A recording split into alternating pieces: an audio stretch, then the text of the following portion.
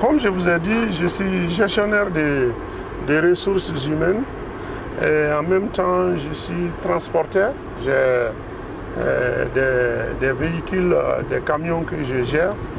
Et en même temps, je travaille toujours, j'ai un aéroclub avec mon partenaire de Dubaï.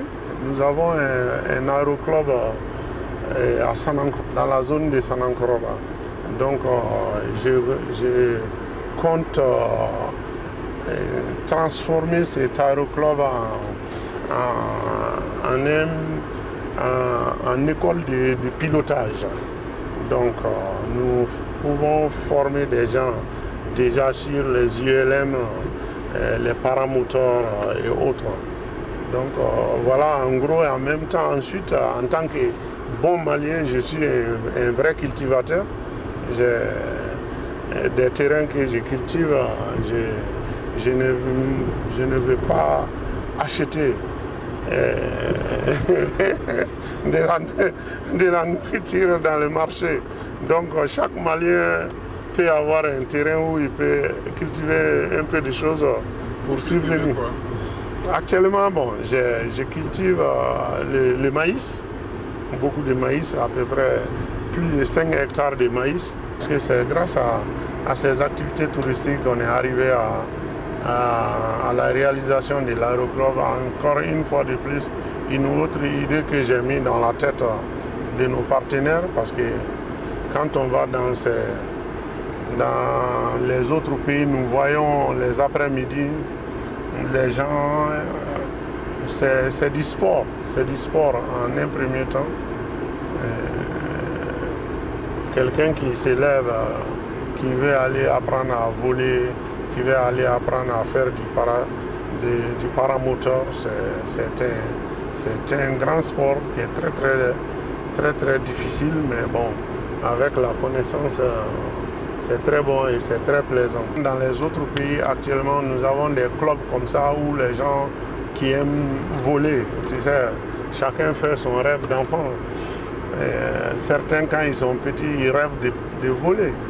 Et quand la technologie nous donne les moyens aujourd'hui de voler et d'aller où on veut, je pense que certains, ça répond aux rêves de certains, quoi. Dans mon propre compte, j'emploie beaucoup de gens. J'emploie à peu près pour ceux qui s'occupent de mon champ, de mes chevaux, et ceux qui s'occupent, bon, à peu près 7 personnes, mais dans le cadre de mes activités avec mon partenaire de Dubaï, nous avons à peu près 12 employés permanents, mais pendant des périodes, on emploie jusqu'à à peu près 120 personnes, quoi. Et mes activités touristiques, j'employais plus de 120 personnes dans ces activités. Donc mécanos, les docteurs, les travailleurs, et tous ceux qui assuraient la sécurité, c'était plus que 120 personnes. Du parc qu'on voulait faire dans le nord, c'est situé entre Ménaka et Kidal. C'est à 120 km de Ménaka et à quelques 70 km de Kidal. C'est dans les communes rurales de Tidermen et Alata. D'ailleurs, j'ai construit une infirmerie à Alata. J'ai réaménagé des forages dans la zone. Et même malgré le problème du Nord, dès qu'il y a eu, le téléphone a été rétabli dans le Grand Nord. Et certains même du Niger m'appelaient ici toujours, des réfugiés maliens au Niger. J'utilisais des gens aussi qui étaient sur le terrain, qui eux tous déploraient la situation du Mali. Mais bon, qu'est-ce que nous pouvons faire? Dès qu'il y avait ces djihadistes dans le Nord, on ne pouvait pas penser à aller investir là-bas encore.